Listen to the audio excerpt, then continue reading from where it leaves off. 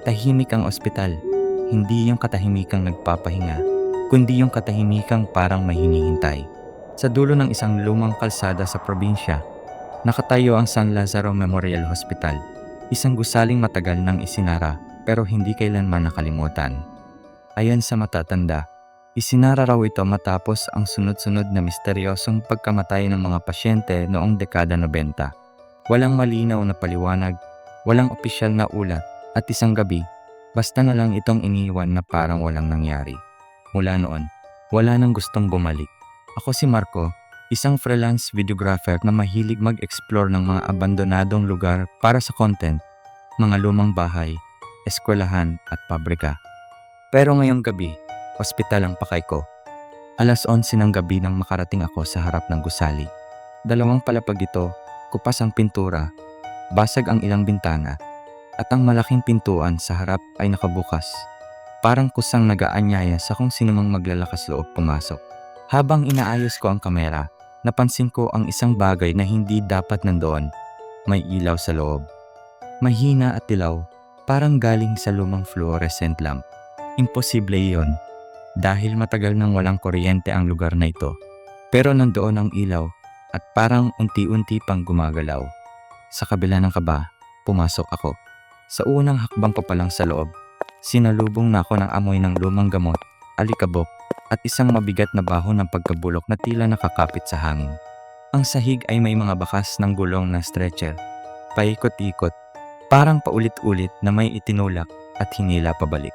Ramdam ko agad na hindi normal ang lugar na ito. Sa lobby, nandoon pa rin ang desk. Sa ibabaw nito ay isang lumang logbook. Binuklat ko ito at nakita ang huling entry na may petsang 1998. Pero sa ibaba nito ay may bagong sulat, sariwa ang tinta na nagsasabing, nandito pa kami. Biglang nanlamig ang buong katawan ko. Mahina akong tumawag ng hello, kahit alam kong walang sasagot. Ngunit sa halip na katahimikan, may narinig akong mahinang tunog ng monitor. Malinaw na galing ito sa ikalawang palapag. Wala akong ibang nagawa kundi sundan ng tunog. Habang umaakyat ako sa hagdan, parang bumibigat ang hangin sa bawat hakbang. Sa gitna ng hagdan, napansin ko ang mga marka ng kamay sa dingding. Hindi pintura, kundi parang mga palad na pilit kumapit, na para bang may hinila pababa. Pagdating ko sa itaas, biglang umilaw ang isang kwarto sa dulo ng pasilyo. Nakalagay sa pinto ang Ward 214.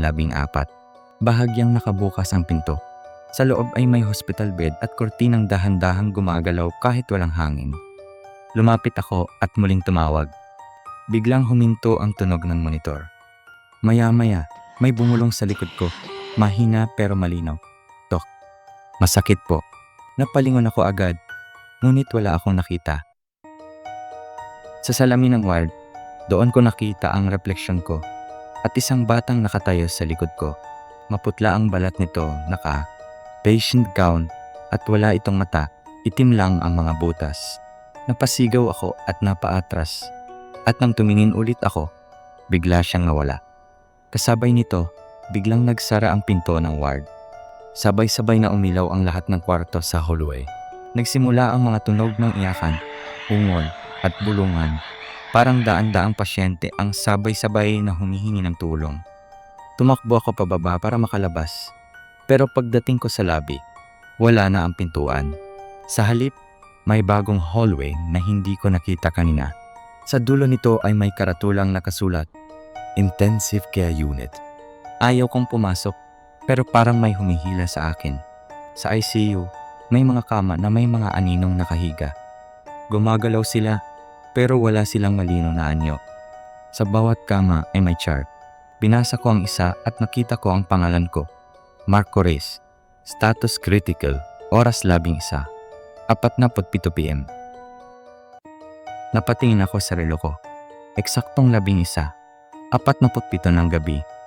Biglang namatay ang lahat ng ilaw. May nagsalita sa likod ko sa isang malamig at malalim na boses na parang pinagsamang marami. Isa ka na sa amin.